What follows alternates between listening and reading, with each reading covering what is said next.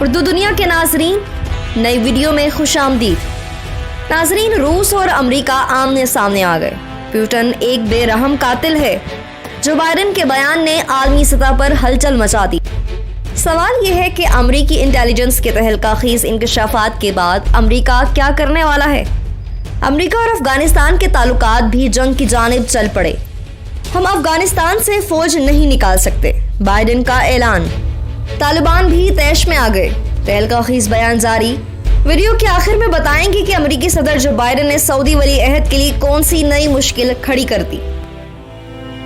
Video میں آگے بڑھنے سے پہلے ناظرین، اگر آپ نے ہمارے چینل اردو دنیا کو سبسکرائب نہیں کیا تو جلدی سے جائیں، سبسکرائب کر لیں، گھنٹی کے بٹن کو بھی لازمی دبائیں تاکہ آپ کو دنیا کی دلچسپ معلومات سے بھرپور ہماری ویڈیو سب سے پہلے پہنچے۔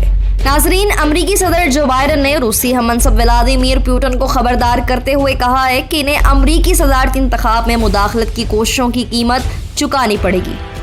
ایک انٹرویو میں جو بائیڈن نے کہا کہ روسی صدر پیوٹن کو امریکی صدارتی انتخاب 2020 میں ٹرمپ کے حق میں کرنے کی کوششوں کی ہدایات دینے پر نتائج کا سامنا کرنا پڑے گا اور یہ وقت بہت جلد آئے گا۔ انہوں نے کہا کہ امریکی صدر نے کہا ہے کہ انہیں قیمت چکانی پڑے گی اور بہت جلد سب دیکھیں گے۔ امریکی انٹیلیجنس رپورٹ میں کہا گیا تھا کہ روس کی جانب سے امریکی صدارتی انتخاب میں مداخلت کی کوششوں کے پیچھے پیوٹن تھے، جبکہ روس ان الزامات کو بے بنیاد قرار دے کر مسترد کرتا رہا ہے۔ انٹرویو کے دوران بائیڈن نے کہا کہ باہمی دلچسپی کے ایسے پہلو بھی ہیں جہاں ہمیں مل کر کام کرنا ہے، جس میں جوہری معاہدے کی تجدید کرنی ہے، اور دونوں رہنما اس حوالے سے تاریخ سے بھی واقف ہیں۔ بائیڈن نے کہا کہ میں انہیں بہتر جانتا ہوں۔ غیر ملکی قیادت سے معاملات نمٹانے کے لیے میرے تجربے کے مطابق بہت اہم چیز دوسرے فریق کے بارے میں معلومات رکھنا ہے۔ پیوٹن کا ذکر کرتے ہوئے امریکی صدر نے کہا کہ روسی صدر میں رحم نہیں ہے۔ بائیڈن سے سوال کیا گیا کہ کیا آپ پیوٹن کو قاتل سمجھتے ہیں، تو ان کا واضح جواب تھا کہ میں ایسا ہی سمجھتا ہوں۔ ناظرین، یاد رہے کہ ستمبر 2020 میں امریکی محکمہ خزانہ کے بیرونی اثاثہ جات کنٹرول OFAC دفتر نے امریکی انتخابات میں مداخلت کا الزام عائد کرتے ہوئے روس سے تعلق رکھنے والے 4 افراد پر پابندی عائد کر دی تھی۔ محکمہ خارجہ سے جاری بیان میں کہا گیا تھا کہ OFAC نے ایندرل درکیچ پر امریکی صدارتی انتخاب 2020 میں مداخلت کی کوششوں پر ایگزیکٹو آرڈر 13,848 کے تحت پابندی عائد کر دی۔ الزامات کی وضاحت کرتے ہوئے کہا گیا تھا کہ درکیچ کے روسی خفیہ ایجنسیوں کے ساتھ قریبی تعلقات ہیں اور وہ روس کی ہدایات پر امریکی ووٹرز کی رائے پر اثر انداز ہونے والی مہم کا حصہ ہیں۔ امریکہ کے 2016 کے انتخاب میں بھی روس کی مداخلت کا الزام عائد کیا گیا تھا، جبکہ روس نے ان الزامات کو مسترد کر دیا تھا۔ گزشتہ صدارتی انتخاب کے بارے میں FBI کے سابق سربراہ رابرٹ میولر کی جامعہ رپورٹ میں انکشاف کیا گیا تھا کہ روس نے ٹرمپ کی حمایت میں مداخلت کی تھی، تاہم یہ نہیں کہا گیا تھا کہ ٹرمپ کی مہم ماسکو سے ہی چلائی گئی تھی۔ امریکی صدر پر بعد ازاں روس کی حمایت یافتہ علیحدگی پسندوں سے لڑنے والے یوکرین کے لیے فوجی امداد روکنے پر مواخذے کی کارروائی بھی کی گئی تھی۔ تاہم ٹرمپ کی ریپبلکن پارٹی کے زیر اثر سینٹ نے 16 فروری کو انہیں بری کر دیا تھا، جس کے بعد امریکی صدر نے ان کے خلاف شواہد فراہم کرنے والے افسران کو برطرف کر دیا تھا۔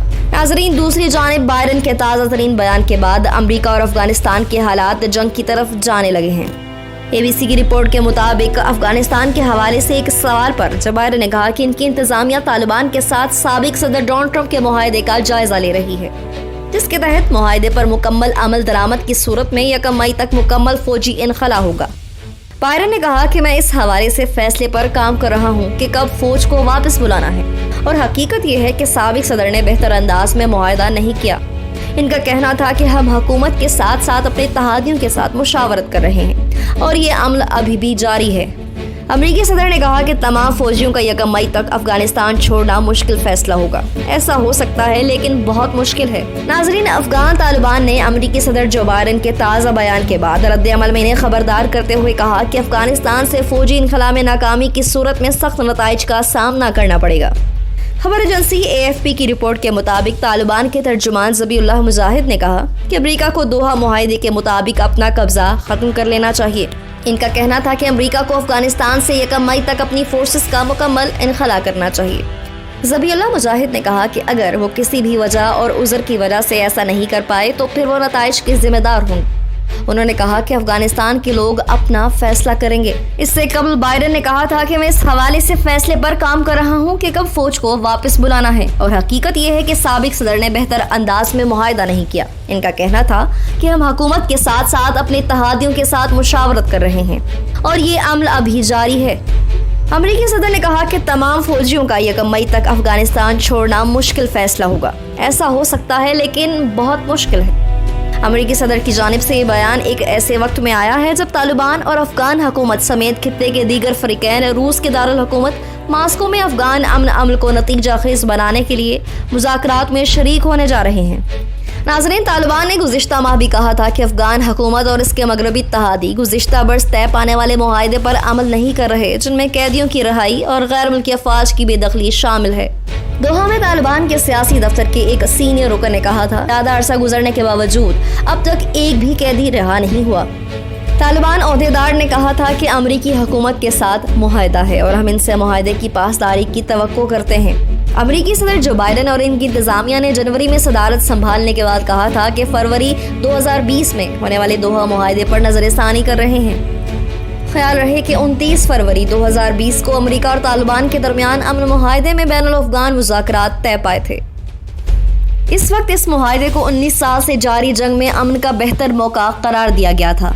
इब्तदाई तौर पर यह तवक्को की जा रही थी कि मुआहदे के चंद हफ्तों बाद ही बैनुल अफगान मुज़ाकरात का आगाज हो जाएगा।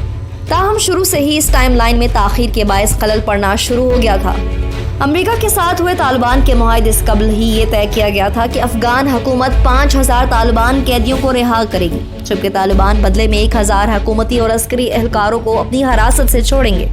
ताहम इसमें मसाइल का सामना रहा और अफगान हुकूमत इससे गुरेज करती नजर आई। मजीद ये कि काबुल में जारी सियासी बहरान ने मुज़ाकरात को मजीद ताखीर का शिकार बना दिया, क्योंकि वहाँ अफगान सदर अशरफ गनी और इनके हरीफ अब्दुल्ला ने मुतनाज़ा सदारती इंतखाबात में एक दूसरे पर फतह का ऐलान कर दिया था। बाद में दोनों फरीकैन की जानिब से एक दूसरे की कैदियों की रिहाई भी देखने में आई थी और तालिबान के 6 कैदियों की आखिरी रुकावट दूर होने के बाद कतर की वजारत खारजा ने मुज़ाकरात के आगाज का ऐलान किया था। इस हवाले से बयान में कहा गया था कि अफगानिस्तान के फरीकैन के दरमियान ये बराह रास्त मुज़ाकरात इंतहाई अहम है और अफगानिस्तान में देरपा अमन की जानिब अहम कदम है। नाज़रीन, यहाँ आपको एक और अहम खबर दें कि बाइडेन ने सदारती मुहिम के दौरान सऊदी अरब के वली अहद मोहम्मद बिन सलमान को सहाफ़ी जमाल के कत्ल के सिलसिले में बड़ी सजा देने के वादे पर पूछे सवाल पर कहा कि मैंने वो रिपोर्ट जारी की है और सऊदी फरमारवा को वाज़ेह किया कि चीज़ें तब्दील हो रही हैं। नए आने वाले नाज़रीन से एक बार फिर गुजारिश है, हमारे चैनल को सब्सक्राइब करें और घंटी के बटन को क्लिक जरूर करें। वीडियो पसंद आने पर फेसबुक और व्हाट्सएप ग्रुप्स में भी शेयर कर दें।